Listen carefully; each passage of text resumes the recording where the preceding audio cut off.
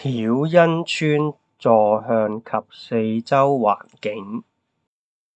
曉欣邨咧係位於呢個曉明街嘅曉明街遊樂場嘅側邊，佢係由2座多層大廈所組成。喺製作呢條短片嘅時候咧，曉欣邨咧仲未起好嘅。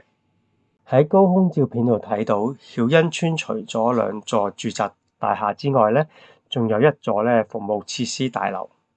喺網上嘅地圖咧，已經可以睇到曉欣邨嗰2座住宅大廈嘅名，分別咧係建欣樓同埋滿欣樓。你睇睇呢個 3D 地圖先。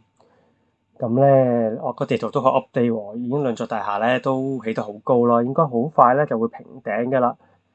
咁佢四周圍啲咩咧？嗱，側邊有個公園啦，前面咧有間學校啦。咁周圍咧主要都係啲公屋，同埋咧佢側邊咧有2座嘅私人大廈嘅。2座住宅大廈咧都係起喺曉明街嗰入邊嘅。咁睇翻個地圖啦，咁佢哋嗰個座向咧就係向西南面嘅。咁當然夏天應該都會西斜得比較嚴重少少噶啦。咁我哋就試下用個 3D 地圖去模擬一下曉明街嗰邊嘅景觀啦，係點樣喎？嗱，呢2座咧就係嗰2座公屋大廈啦。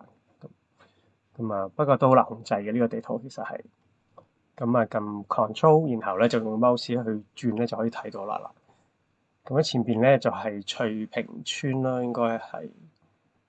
咁啊，係啦，低層少少就會望到呢個景觀啦。係啦，我咁啊嘗試下喐到望到高少少個高空，係啦，係啦，就望到高啲嘅樓層啦，就或者係向上望就望到呢個咁嘅景觀㗎啦。而家睇一睇咧，向山嗰邊嘅單位係點樣嘅環境啦。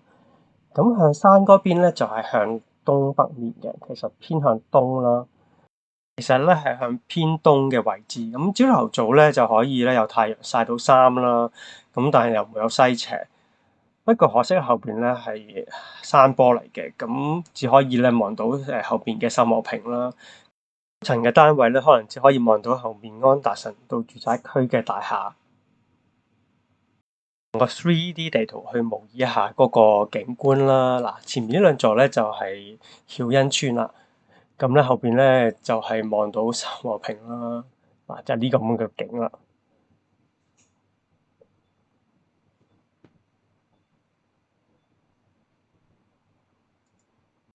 咁弊啦，咁仲有冇啲向南嘅單位咧？其實係有嘅。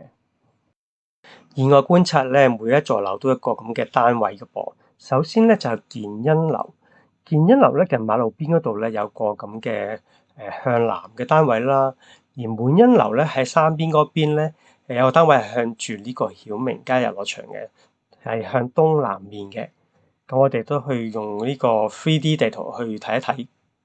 反面嘅左手邊嗰座咧就係建欣樓啦。咁而家咧我就試下褪埋去睇睇呢個單位啦，就係呢一個啦。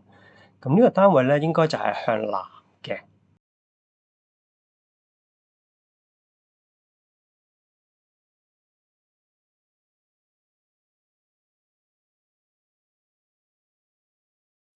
嗱，跟住我哋咧就去睇一睇呢個隔離嗰座滿欣樓啦。嗱，而家就試下褪埋去，都唔係唔容易嘅喎。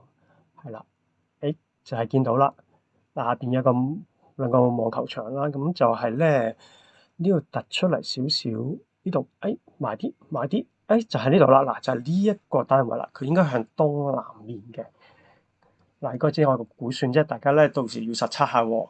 係啦，多謝大家收睇，拜拜。